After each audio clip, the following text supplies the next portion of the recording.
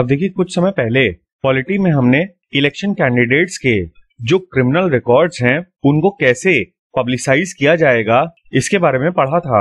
लेकिन आज हम ऑनरेबल सुप्रीम कोर्ट के उन डिसीजंस की बात करेंगे जिनमें डीक्रिमिनलाइजेशन ऑफ पॉलिटिक्स के ऊपर स्टेप्स लिए गए हैं।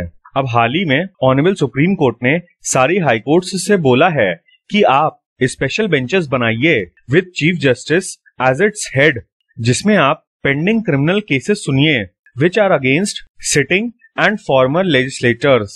अब देखिए, ऐसा इसलिए किया गया क्योंकि बहुत सारे क्रिमिनल केसेस में जो एमपीज या फिर एमएलएज होते थे वो लोग ऑनरेबल हाई कोर्ट को अप्रोच करते थे mostly bye filing an application under section 482 of CrPC, जो कि inherent jurisdiction of high court की बात करता है। और यहाँ पर इनको क्रिमिनल प्रोसीडिंग्स से स्टे मिल जाता था। कुल मिला के जो भी क्रिमिनल प्रोसीडिंग्स ट्रायल कोर्ट में चल रही होती थी उनको हाई कोर्ट कुछ समय के लिए रोक देता था और इसी वजह से केसेस आगे नहीं बढ़ पा रहे थे और फ्रेमिंग ऑफ क्रिमिनल चार्जेस के स्टेज पर ही काफी सारे केसेस अटके हुए थे। इसी चीज को ध्यान में रखते हुए अब सुप्रीम कोर्ट ने कहा है कि हाई कोर्ट खुद ही स्पेशल बेंचेस बनाए for dealing with such cases. अब देखिए, इस विषय में जो सबसे पहला केस ऑनरेबल सुप्रीम कोर्ट ने डिसाइड किया था उसका नाम है union of India versus association for democratic reforms. ये सन 2002 का जजमेंट है जिसमें ऑनरेबल सुप्रीम कोर्ट ने ये हेल्ड किया था कि जो भी कैंडिडेट्स हैं इन पार्लियामेंट, स्टेट लेजिस्लेचर या फिर म्युनिसिपल कॉर्पोरेशन इलेक्शंस, उन सब लोगों को अपने क्रिमिनल रिकॉर्ड्स डिक्लेयर करने होंगे और साथ ही साथ जो भी उनके फाइनेंशियल रिकॉर्ड्स हैं और एजुकेशनल क्वालिफिकेशंस हैं उनको भी। कुल मिला के आज जो हम चीजें देखते हैं कि कैंडिडेट्स को एफिडेविट सबमिट करनी पड़ती है while filing their nomination papers, उसका ओरिजिन इसी केस में है। इसके बाद आता है 2013 का Lily Thomas versus Union of India. इसमें रिप्रेजेंटेशन ऑफ पीपल्स एक्ट के सेक्शन 8 के ऊपर ऑनरेबल सुप्रीम कोर्ट ने डिसीजन दिया था। अब देखिए, इस प्रोविजन के अंतर्गत कोई भी ऐसा व्यक्ति इलेक्शन नहीं कंटेस्ट कर सकता जिसको सजा मिल चुकी हो किसी भी क्रिमिनल केस में। लेकिन होता क्या था कि क्रिमिनल केसेस जुडिशियल प्रोसेस में ही फंस के रह जाते थे। फॉर एग्जाम्पल, ट्रायल कोर्ट ने डिसीजन दे दिया बट जो कंटेस्टिंग कैंडिडेट है उसने हाई कोर्ट में या फिर सुप्रीम कोर्ट में अपील फाइल कर दी और हाई कोर्ट या फिर सुप्रीम कोर्ट ने उनके कन्विक्शन पे इंटरिम स्टे लगा दिया या फिर कोई भी ऐसी चीज जिससे ये पता चले कि फाइनल कन्विक्शन नहीं हुआ है। उन्हीं सब चीजों का सहारा लेकर जो इलेक्शन कैंडिडेट्स थे वो सेक्शन 8 को जंप करने में सफल हो जाते थे।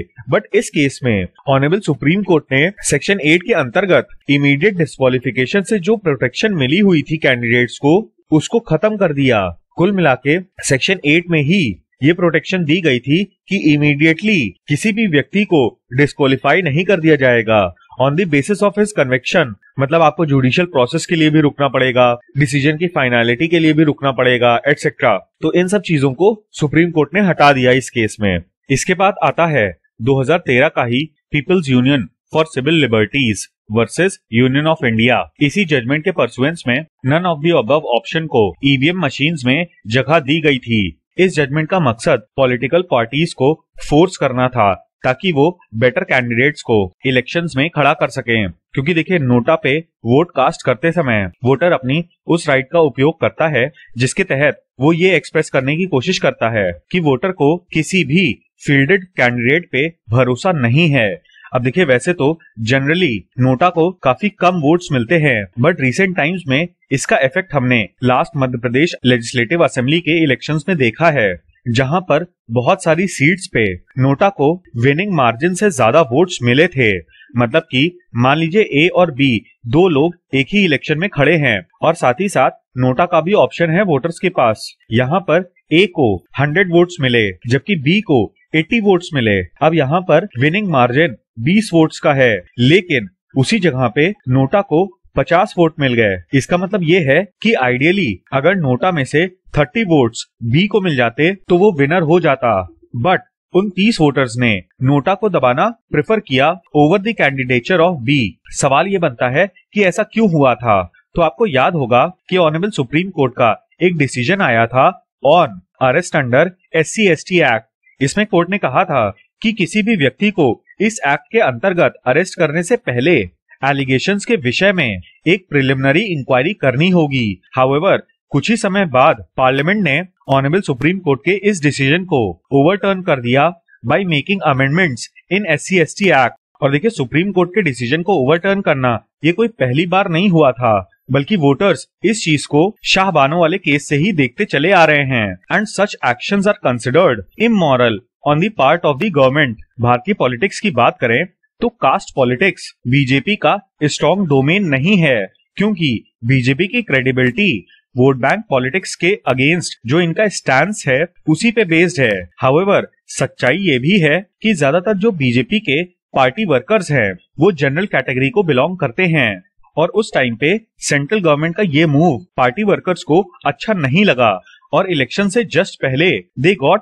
Demotivated and as a result लोगों ने नोटा पे वोट करके अपना डिसेंट जताया सरकार के प्रति। अब देखिए, जो लेटेस्ट केस है इस विषय पे उसका नाम है public interest foundation versus Union of India. इसमें ऑनरेबल सुप्रीम कोर्ट के सामने ये सवाल था कि क्या ऑनरेबल सुप्रीम कोर्ट MP या फिर MLA के डिस्क्वालिफिकेशन के लिए गाइडलाइंस बना सकती है on the basis of their criminal records. 2018 में इस केस का डिसीजन आया, जिसमें ऑनरेबल सुप्रीम कोर्ट की कॉन्स्टिट्यूशन बेंच ने ये कहा कि पॉलिटिकल पार्टीज को अपने कैंडिडेट्स के क्रिमिनल रिकॉर्ड्स को पब्लिश करना होगा। मतलब कि जनता को बताना होगा कि हमने जिस कैंडिडेट को खड़ा किया है उसके ऊपर कौन कौन से क्रिमिनल केसेस दर्ज हैं। अब देखिए, जाहिर सी बात है कि कोई भी पॉलिटिकल पार्टी ऐसे किसी कैंडिडेट को खड़ा नहीं करना चाहेगी जिसका बहुत ही लंबा चौड़ा क्रिमिनल रिकॉर्ड हो। अभी तक क्या होता था कि लोगों के ऊपर 50-50 क्रिमिनल केसेस दर्ज होते थे, बट फिर भी ऐसे लोग इलेक्शंस लड़ लेते थे। लेकिन अब पॉलिटिकल पार्टीज कई बार सोचेंगी ऐसे कैंडिडेट्स को इलेक्शन में उतारने से पहले, क्योंकि ऐसे केस में किसी भी पॉलिटिकल पार्टी को सिर्फ उस सीट पे ही नुकसान नहीं होगा जिस सीट पे वो टेंटेड कैंडिडेट खड़ा है, बल्कि जनता के बीच में एक जनरल संदेश जाएगा कि such and such political party protects criminal politicians. अब देखिए, यहाँ पर जो प्रिलिमिनरी क्वेश्चन था कि डिस्क्वालिफिकेशन ऑफ मेंबरशिप पे क्या सुप्रीम कोर्ट गाइडलाइंस बना सकती है, इस पे कोर्ट ने कहा कि पॉलिटिक्स का क्रिमिनलाइजेशन सिर्फ डिस्क्वालिफिकेशन ऑफ लेजिस्लेटर्स से कंट्रोल नहीं किया जा सकता, बल्कि ऐसे केस में पॉलिटिकल पार्टीज को क्लींस करने की जरूरत है। साथ ही साथ कोर्ट ने पार्लियामेंट को भी रिक्वेस्ट करी कि आप एक स्ट्रॉन्ग लॉ लेकर आइए उन पॉलिटिकल पार्टीज को क्लींस करने के लिए जिनके लीडर्स ट्रायल फेस कर रहे हैं in regards to serious offences. अब इस चीज को काफी ज्यादा डिटेल में हमने कवर किया था कि कैसे काफी सारी स्टेट गवर्नमेंट्स ने ऑनरेबल सुप्रीम कोर्ट की गाइडलाइंस को नहीं फॉलो किया है, और उसका संज्ञान सुप्रीम कोर्ट के द्वारा गठित कमेटी ने लिया था, और इसी वजह से एक कंटेम्प्ट पिटीशन भी फाइल हुई थी, जिसके बाद ऑनरेबल सुप्रीम कोर्ट ने आर्टिकल 129 और आर्टिकल 142 की पावर्स को इन्वोक करते हुए मैंडेटरी गाइडलाइंस बनाई फॉर पॉलिटिकल पार्टीज।